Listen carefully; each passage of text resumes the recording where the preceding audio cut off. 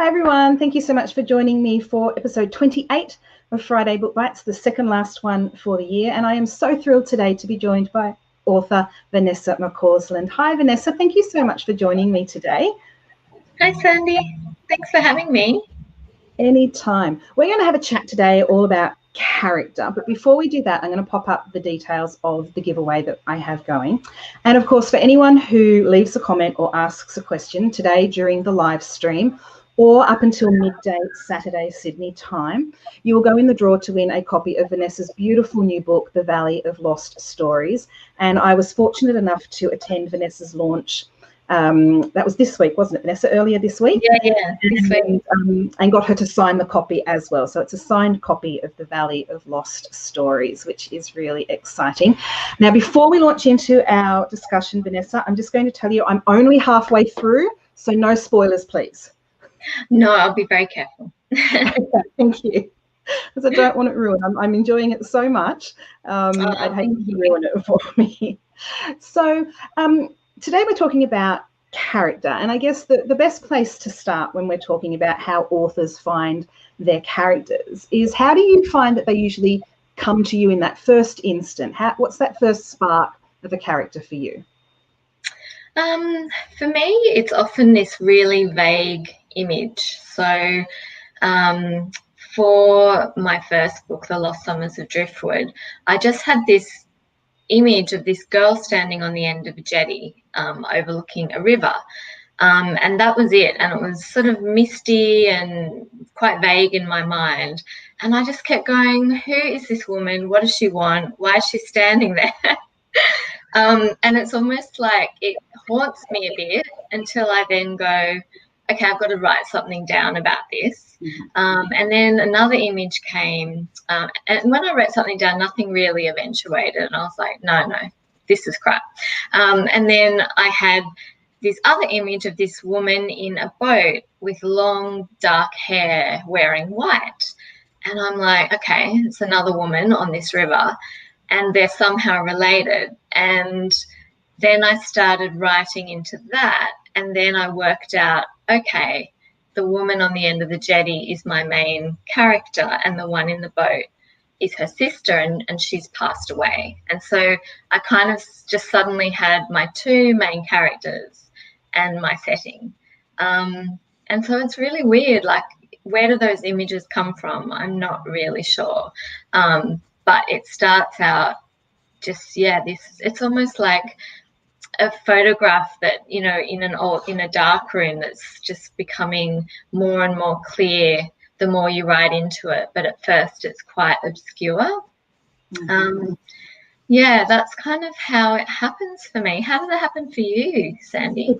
It's a very similar way for me. And I'm wondering if the people listening who aren't writers think that maybe we're perhaps a little bit witty talking about these vague images that come to us, and we try to figure out who they are. Because I'm exactly the same way when I start with characters. And I'm thinking particularly of my first novel, The Kookaburra Creek Cafe. I was writing something else at the time, and Hattie, who I didn't know was Hattie at the time, was popping into my head, and she wouldn't leave me alone. She just, every time I was like doing the ironing, she'd be there inside my head. And I had to say in the end, oh, okay, woman, who are you? What do you want? Yeah. And then, like you, I had a picture of her standing in the middle of this rundown old building, and I didn't know what that meant or who she was. And I had to write my way into discovering her. So I think we have very similar processes in that regard. Wow, it's so fascinating talking to other writers and finding it exactly the same. That we're all crazy, yeah. Although Annie, who's watching, says that's how it happens for her as well. So we're in good company, I think. And maybe we're not crazy. Tracy has just left a comment that she loves hearing how a story or a character comes to authors. And I'm sure we're all different. I'm sure if I had another author on the chat today, they would have a very different way of coming about their characters. And that leads me into my next question for you, actually, Vanessa. I've heard other authors say things like, to get to know their characters, they interview them or they write a backstory dossier on them. Do you do anything like that at all?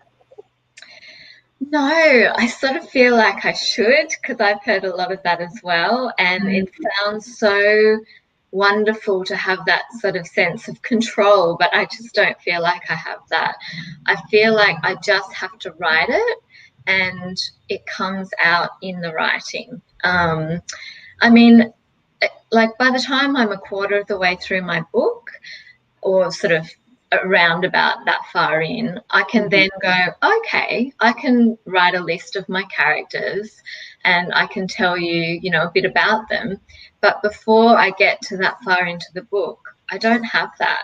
And I'm not sure why it's like that for me, but I think I find it more interesting as an act of discovery than as a sort of, okay, I'll come up with all my characters and then I'll put them into these scenarios. I don't really work like that. I almost, when I'm writing, it's almost a little bit like I'm reading a book, in that it just sort of is exciting because I'm not exactly sure what's going to happen. And I think if I knew exactly what else going to happen, or what was going to happen, I would just go, oh, I can't be bothered. Oh, I'm so glad I'm talking to you, because it sounds like we have quite a similar process, because I've heard these things about these writers doing that, and I've always felt like I must be a fraud because I don't have files on my characters. No. But I feel like I do know them just as well, even without that, because like you, I write my way into them. And I kind of liken it to when you get to know a person in real life. You don't know everything about them when you first meet someone, do you? No, not at all. That's right. And you take that time and you get to know them, and they reveal a little bit more about themselves as you go along. And I feel that's how I work with my characters. Are you similar? Yeah, absolutely. It's kind of like getting to know a friend, where you know instantly if you're going to like them or not, but at the same time, but at the same time, you're like, oh, so who are you exactly? And what makes you tick? And I think I probably approach my friends the same way, where I meet someone and I'm like fascinated by them. And even my husband's actually said to me that I sometimes let toxic people into my life because he thinks that I'm going to use them for a character, that I'm so interested in people's psychology that sometimes, you know, I don't have great boundaries. And I also think I see the good in people. I can always justify why they might be a bit selfish or be a bit, you know, I don't know. And I think I do that with my characters as well, where even the difficult ones, I kind of, I can justify why they're like that because of what's happened to them, that kind of thing. So I can't remember what the original question was. No, that's fine. I think it's really important what you touched on there, that as authors, we need to find our difficult characters just as interesting as our protagonists. We don't necessarily love them, although I think I do love mine in some way. You know, we're spending so much time with them, and we have to look at them as three-dimensional people, not just a cartoon character, even if they're the evil one in the book. Do you have a preference for which one to write? You know, the ones that are more challenging, or the ones that are lighter and happier? I think I find it more challenging to write likable, light characters than I do to write darker characters. I feel like the darker ones just come through so strongly and they sort of leap off the page, whereas I don't know, I sometimes think I make my characters a little bit too flawed. But I don't know, I'm just interested in seeing people's authenticity and their flaws. And I really love writing the antagonist and just unpacking how he or she became that way. It's just fascinating, I think, because I don't think anyone is all good or bad. I know it's a cliche, but I think it's so true. Absolutely. I mean, look at people that you know in your life. You know, there's no such thing as pure evil and pure good.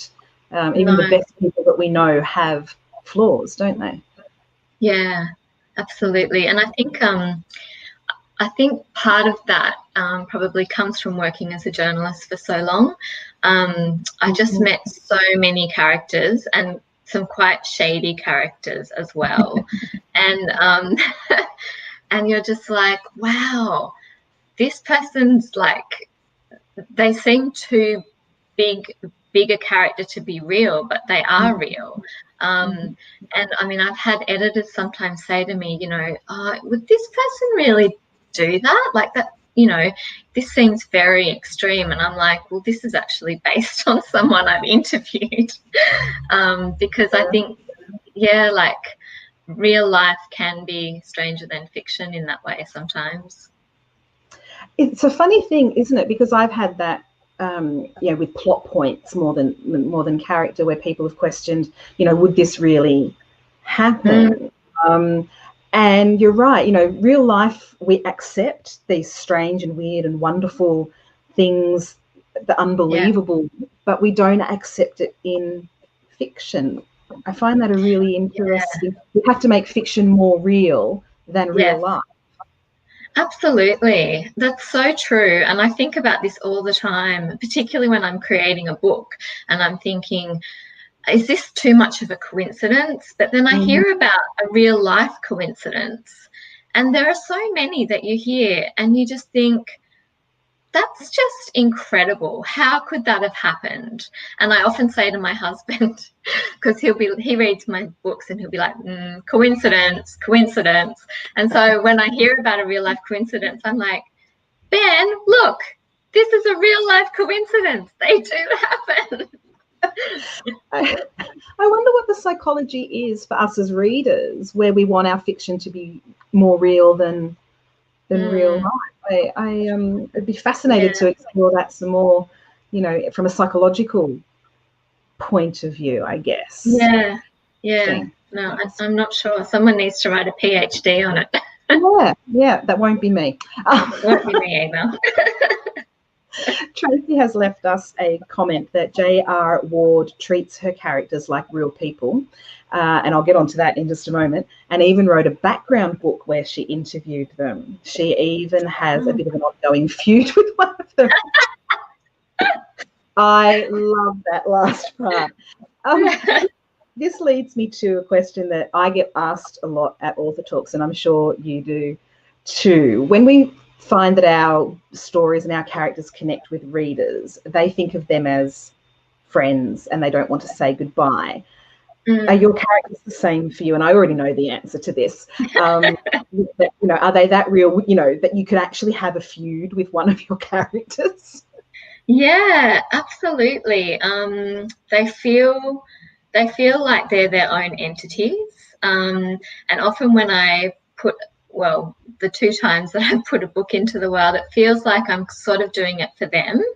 And their sort of vulnerabilities or their struggle, it's all about them rather than me, which I much prefer.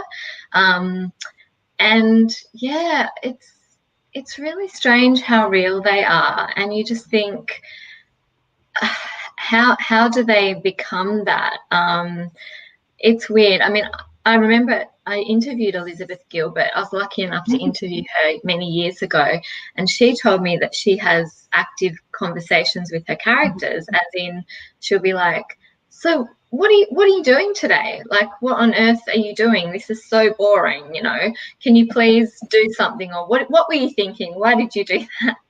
And I mean, I have had times where, like at the end of the Valley of Lost Stories, and I won't give away anything, but there's one character and she does something and I just had not anticipated that she would do this thing at all.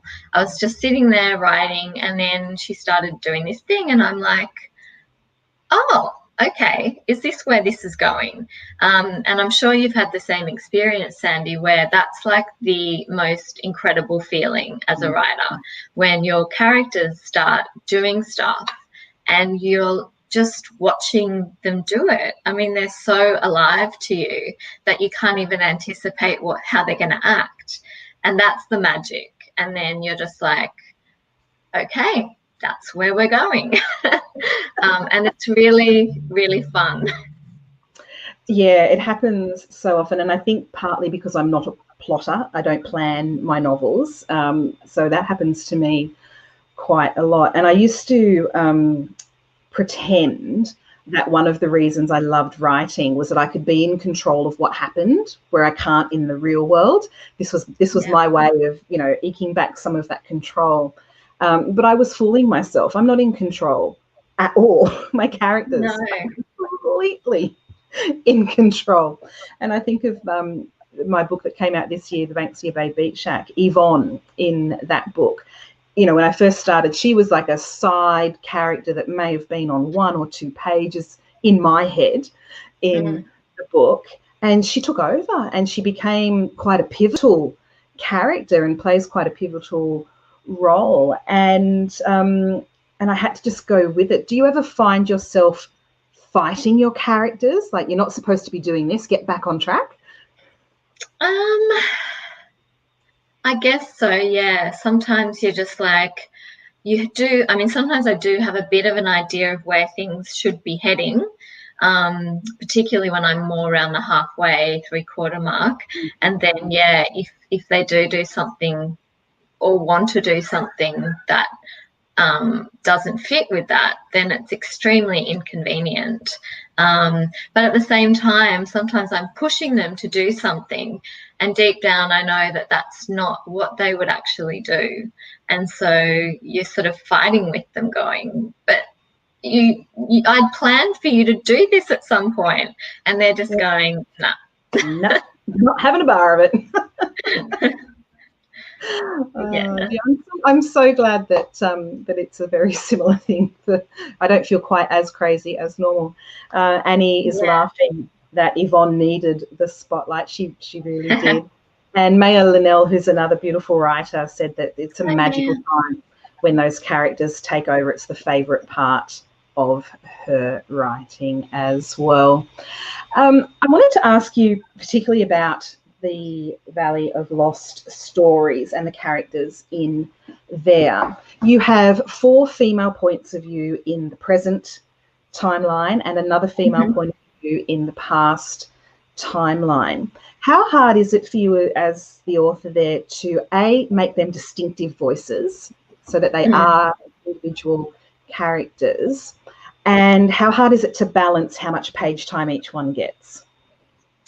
Yeah, that's a good question. And it wasn't something I was actually that conscious of when I was writing it. But I think the difference between the 4 women in the present and the 1 woman in the past is quite distinct, because it's a different sort of voice, because the past has a different sort of feel to it than the present. Different language,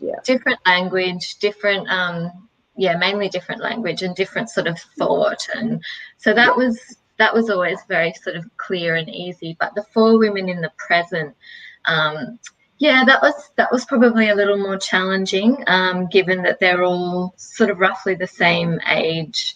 They're all the mothers of similar aged primary school children. And yeah, I guess with those 4 women, they just so going back to what we were talking about earlier, they came to me one by one. I just kept getting this image of these 4 women that were going away together that kept bugging me. And I was like, where are they going? Where are they going? And I'm thinking, are they going to Byron Bay? And then I'm like, no. No, that's too boring. It's not Byron Bay. And then eventually I found my setting, which is the Capertee Valley and this sort of abandoned ghost town. And I'm like, that's where they're going. So once I had that setting, I found that somehow that helped to develop their characters.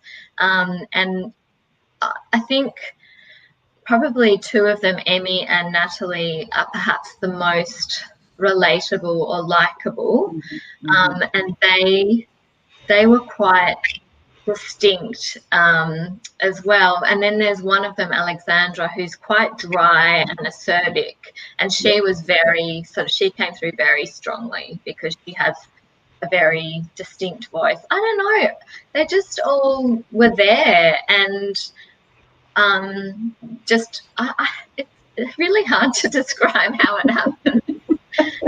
But one thing I remember my editor saying is that when she first read it, she said, yeah, you've done really well to keep these women as all very separate voices, given that you're going in between them all the time. And I'm not exactly sure how I did that, only that it just felt like I was going into a different woman's head for each chapter. And also it was really nice to be able to, when I felt a bit stuck with one character, just hop into another person's head and go with her for a while. It was actually a really nice way to write. Did you ever find yourself paying too much attention to one of the characters and have to remind yourself, oh, I better get back to Emmy, or I better get back to Alexandra? Or I'm not sure.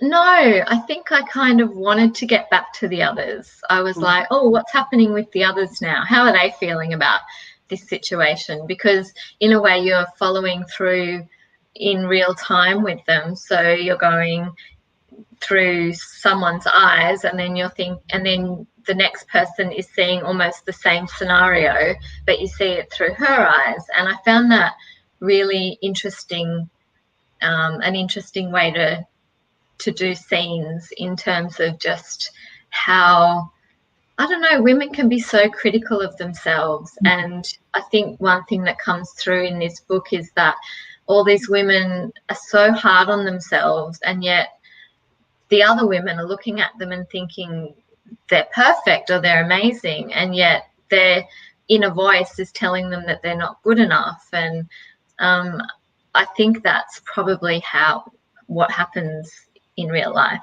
in a way.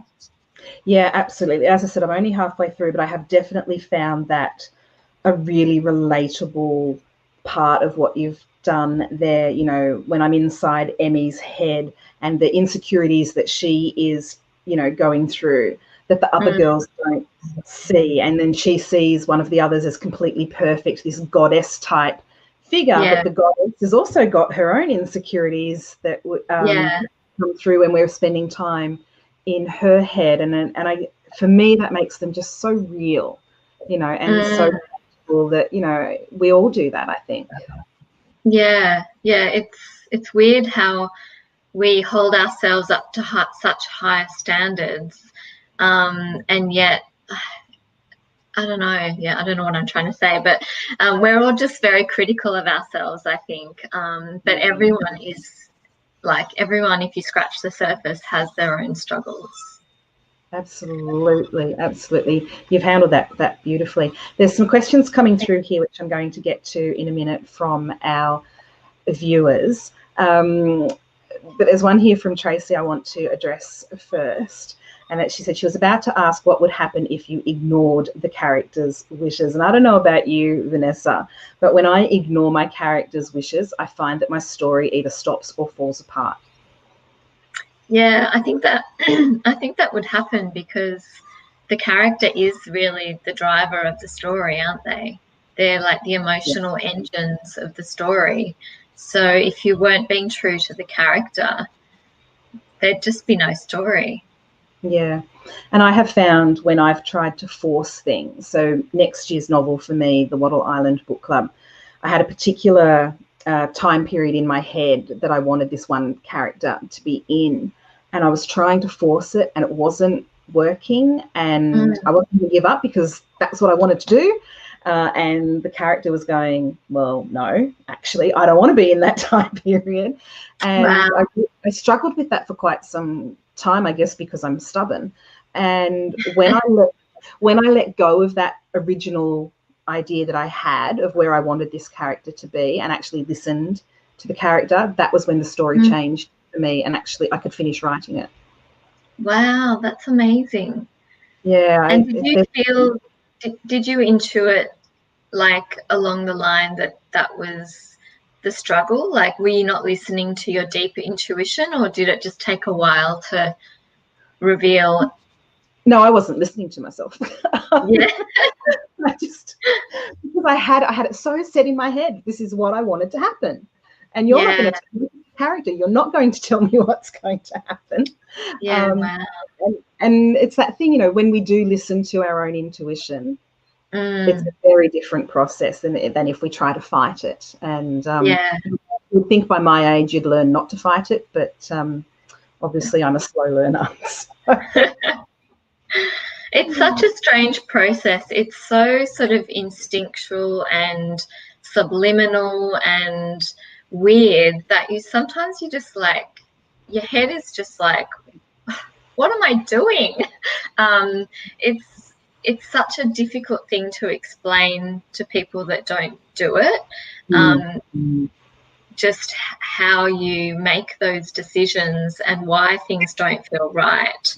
And I find myself, so much of this process is trying to, like work out if your intuition is correct. And is this working, or is this just self-doubt? Yeah. And I think that's such a huge thing to try and master.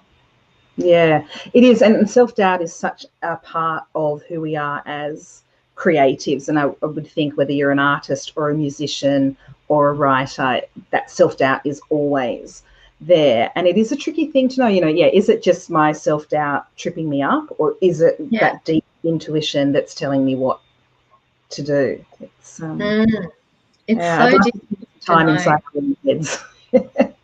Say that again. I would love to have a psychologist spend some time inside a writer's head, or any other creative for that matter. It'd be very interesting. Yes. Before I get on to the questions that I can see coming through here on my screen, one last question I have for you is, and this is a question that I hate, so I'm really sorry to do it to you, Vanessa, but, paybacks are, what. Was there one character in the Valley of Lost stories that you really connected with and really liked? Look, I think probably there's more like two. I think I mentioned Natalie and Emmy, and they are probably the ones that are the emotional engine of the book. They're particularly Natalie's journey. They're just really hard up against it, and they're really lovely women, and they're just really trying. And so I think I really empathized with them, and quite a few people that have read the book have said that they're their favorite characters, just because, I don't know, they're just quite, like, they're not really honest to other people, but I don't know, I guess, I'm not sure, but they're just, they're sweet people, and they're trying their hardest, but they're trying to be perfect in a way. And I guess their journey is the journey of the book, in seeing that nothing is perfect, and, just letting go of that. And Beautiful. I'm going to go to a question from Emma Babington now. She says that you write so beautifully and evocatively. Does it take you a long time, which I agree with, does it take you a long time to craft those lovely sentences and descriptions? Oh, thank you, Emma. That's so lovely of you. I think that the way I write is just my natural voice. I think I've just, I used to think that I was going to be a poet when I was like a teenager. I loved writing poetry, and I didn't think I had it in me to write a full story, but I loved writing beautiful language in poems. And I love reading books that are really beautifully written. I have that, and I read poetry. And I think, I don't spend a lot of time on the crafting of the sentences. That seems to be sort of what comes out. But having said that, I mean, I do go back and I will tweak things, and sometimes when I can't think of where the story's going, I'll just go, I might just describe some beautiful things today. Because I know I can do that, but I don't know what's meant to be happening at the moment. So you use that sometimes as a way to help you get into the story.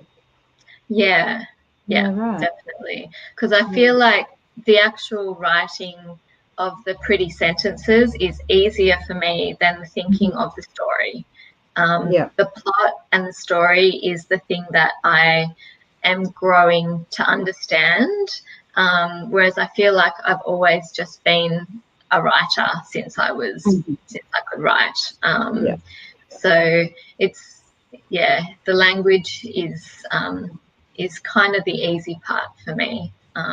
It's the story that I really struggle with. I actually think that's a really important, and I don't want to be preachy, but lesson for any writers out there, because we often talk about writer's block, and we can't possibly write today because we're not feeling inspired, or because we're at a point in the story and we're not sure what's going to happen. I think what you do there is the best way to tackle that. Find the part that comes easily to you, whatever that is. Description for you, for somebody else it might be dialogue. And start with that, because I find that whenever I'm in that headspace where I can't possibly write today, the moment I start writing is the moment it unlocks. Yes, it's crazy. And what do you find, Sandy? What's the easiest sort of or most natural part for you? For me, it's probably, I don't have the beautiful descriptive language that you have. I think you do. I'm reading Banks here at the moment. It's beautifully written. Thank you. I find that for me, if I start where the character is at and try and get into the character, that for me is where so I may not know where the story itself is going at that particular point in time. So I spend some time with the character and maybe sort of inside their heads, maybe some inner monologue or that sort of thing. It may not end up in the final copy of the book, but that helps me into that story and break that that mental block, because writer's block is mental. It's nothing more than that. Absolutely. So circuit break that thinking and go, okay, sit down, write something, and see how we go. Nola's left a comment, which is what we were talking about just a moment ago, that aren't we always comparing ourselves to others as women? I know I'm guilty of that. And so you. And Annie is agreeing with her. She thinks so as well. I'm going to go to a question from Maya now. And she says, the mother guilt and inner critic thread was so well written and very relatable. Can you tell us the journey from journalism to fiction and your call story? We'll have to explain to the non-writers out there what a call story is. So how did you actually know what is a call story? All right, well, I'll break that down in the second half. First half, how did you go from journalism into fiction? So when I went part-time with my journalism, after I had my daughter, I had a bit more time on my hands, and I just thought, okay, it's time to see if I can write something substantial. And I think, and I just sort of tried, and I did do a creative writing course that was really helpful at the Writers Studio, that just gave me the basics of how you would put a novel together. And so I did that, and I got some sort of nuggets of some ideas, and then I just started, and and I was like, okay, and I was quite surprised when I got an agent and she was like, you can write novels, and I was like, oh, I can write a novel. So but I think it was a pretty natural progression in a way from journalism to novel writing, and a lot of journalists make that sort of progression because you've essentially been writing every day of your life for 15 years or whatever it's been. And so then if you love books, the next step is, well, could I write, in a more creative way. And in a way, I have always been felt more of a creative writer than a journalist in my actual sort of inner self. I wouldn't have thought that I would have ended up as a journalist for my life, but if you told me, you know, you might write books, I'd be more like, that's a more natural place for me to be. But having said that, I didn't think I'd be able to write one because you never know until you try if you can do it. Yep, that's true. That's absolutely true.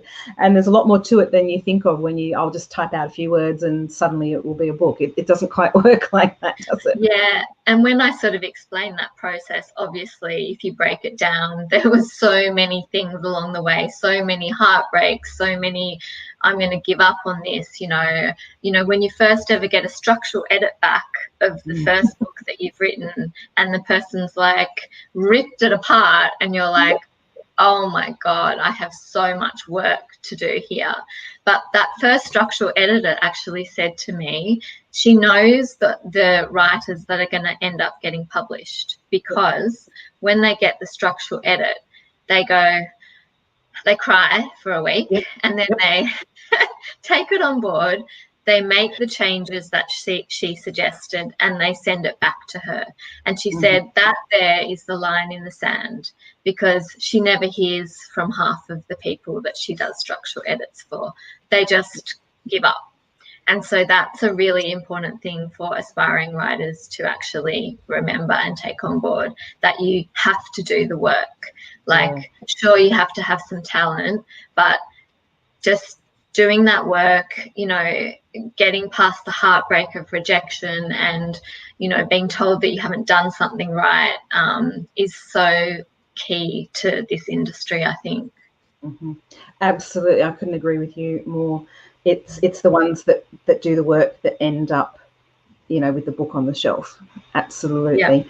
And just on Maya's comment about the journalism, there are a lot of journalists that become writers. Maya is one. I'm sure she has a journalistic background. Cassie Hamer has a journalistic background. Chris Hammer has a journalistic background. Mike Robotham has a journalistic background.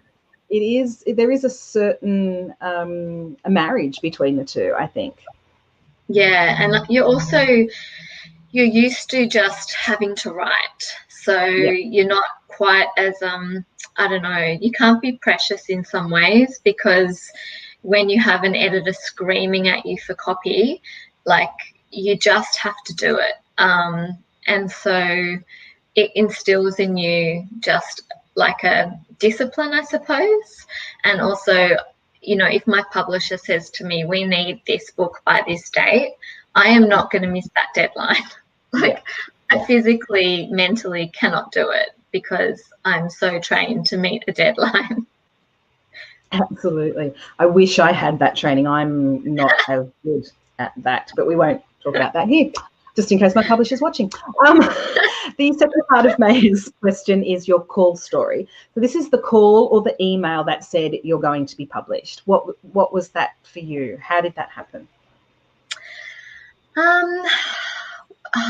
It's quite complicated because I actually wrote another book apart from these two books many years ago when I was about 34. And that happened, and that was more like sort of straight chick lit romance, which is, I think now I would write more sort of atmospheric mystery / drama. And so, that book I wrote when my daughter was very little and I was on maternity leave. And I did get the call from the agent that I'd submitted it to, and she just said, this book's fantastic and I'm going to get it published for you. And I remember I was standing in my kitchen and my daughter must have been, I don't know, 3 or something. And I remember she grabbed my phone from me during this very important phone conversation and threw it, and the screen broke. And I'm just like, and so I remember then trying to finish the call on this broken screen, trying to calm my daughter down from having a tantrum. So it wasn't quite as I probably had imagined it. And then sort of, things went from there. But it's a pretty amazing moment when you submit something and then someone who knows about this stuff says, hey, you did it, it's good. That was amazing. Yeah. Isn't it just typical that kids bring us right back down to earth, don't they? They sure do. Oh, dear. Emma's chimed in, and Emma is a writer with a journalistic background as well. Say that's very good advice. Do the work. And it seems like obvious advice, doesn't it? But there are so many people that I've seen, through courses that I've done or on forums that I'm part of, that aren't willing to do the work. Yeah, I think there's such romantic notions around writing a book and being a writer, and really it's grunt work. It's really boring grunt work. And so, unless you're willing to just sit in a room by yourself for many, many hours, it's just not going to happen. All right. And we have a question here from Tracy. You probably get asked this a lot, but who are your favourite authors to read? Oh, I find this one so tricky because I tend to love whoever I'm reading at the moment. So at the moment, I'm loving Sandy Docker because I'm reading her book. I'll tell you later. It's really beautiful. I've just finished Meg Mason's Sorrow and Bliss. That was really beautiful. It's about mental illness, and it's sort of very darkly funny. It's a great book. And I mean, I love Australian authors. I do. So much talent in Australia. Yeah. So I do read a lot of Australian authors. I've got Honeybee to be read. That incredible book that everyone's raving about by Craig Silvey. I find it really hard to sort of say who my favourites are. I mean, I love Holly Ringland, the Flower. What's her book? The Lost Flowers of Alice Hart.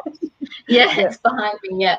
I don't know. I read really widely though. Like I also read, like quite heavy literature kind of stuff, like A Little Life, which is possibly the most dark, deep, depressing book on the planet, but I will never forget it. Like it kind of changed my life in some senses. So I think I read really, really widely. I like the really light stuff down through to the really full-on stuff. And I think that's really important as a writer too, to read, beyond your own genre. It makes you a much more well-rounded writer as well. Now, I'm going to pop up the details of where you can find Vanessa online, and we're going to wrap this up. So if you've got any last questions for Vanessa, please pop them into the comments now. And this is where you can find Vanessa and her two beautiful books, whose covers are stunning, just as stunning as the writing inside them. Now, because it is only 2 weeks today, Vanessa, until Christmas, which I'm having a mild panic attack over. Crazy. It's been the slowest year ever, but all of a sudden Christmas is here. Yeah, that's what it feels like. It's defying the laws of physics, I think. So I'm going to ask you, what do you have like a go-to Christmas book that you like to gift? Are you a giver of books at Christmas time, or is there anything that you'd like to see under your tree for you this Christmas? Well, my family has this really lovely tradition, which is that we read books and eat chocolate on Christmas Eve. And we light candles and we have a glass of wine. And like my daughter is a really big reader. My husband is a big reader that has stopped reading, but I'm trying to get him to read again. And so this is my cunning ploy to do so. So we all gift each other a book to start on Christmas Eve. So I have asked for the Dictionary of Lost Words, which I've heard amazing things about. You will love that. I shall be reading that over the actual Christmas time. Mm-hmm. Yeah, but I would say if you can do this tradition, I think it's like Finnish or something, Yes. Yep. one of the Scandinavian countries, and you can eat unlimited amounts of chocolate, so it's very good. I'm coming to your place Christmas Eve. There's a question here, and it's a lovely one to finish on, I think, from Bev. And it is, what are you writing now? What's next for you, Vanessa? Oh, thanks, Bev. I'm writing a book which is due quite soon, and I haven't finished it yet. But as I've sort of said, setting is a really big part of my process. So this one is actually set between Palm Beach and Bruny Island in Tasmania, and they both have lighthouses. There's a lighthouse at Palm Beach and one on Bruny Island, and it's sort of set between those two places and in the present and the past. Now, I've never been to Bruny Island. I was meant to go this year, but COVID happened. So I have booked a holiday in a couple of weeks to Bruny Island. So I'm hoping that, that will sort of help in the gathering of things. But yeah, I think this story is essentially going to be very similar to my others in that it's going to be set in the past, present and the past, and there's going to be a mystery at its heart. But I think it's sort of about, that friendship that you have that's like a once in a lifetime friendship. It's that soulmate friendship. It's about that. And there's a bit of a coming of age sort of part to it as well. So fingers crossed that it works out. It will. Have absolute faith. And there's lots of thank yous here that I've just been popping up on the screen then while you were talking. And Tracy's one of my regular viewers, and we discovered last week that her family don't buy her books, and I said that we were going to adopt her. I think I might get all my author friends to adopt you, Tracy, so that you can keep reading, because it's such a beautiful thing to do, isn't it? It is. It's amazing. And there you go. Joe Burke has been to Bruni, so any tips, Joe might be able to sort you out there. Thank you so much for joining me today, Vanessa. And if you haven't yet, it's only been out a week now, The Valley of Lost Stories. If you haven't yet got yourself a copy, it's not too late to put it on your Christmas list for Santa. Or do what I do, is I buy the books that I want, give them to my husband and say, wrap this and put it under the tree. Yeah, I do that too. Thank you for joining me, and I will see everybody next week for the last episode of the year of Friday Book Bites, and then we'll head for Christmas. So thank you so much, Vanessa. Thank you, Sandy. Thanks so much for having me. No worries.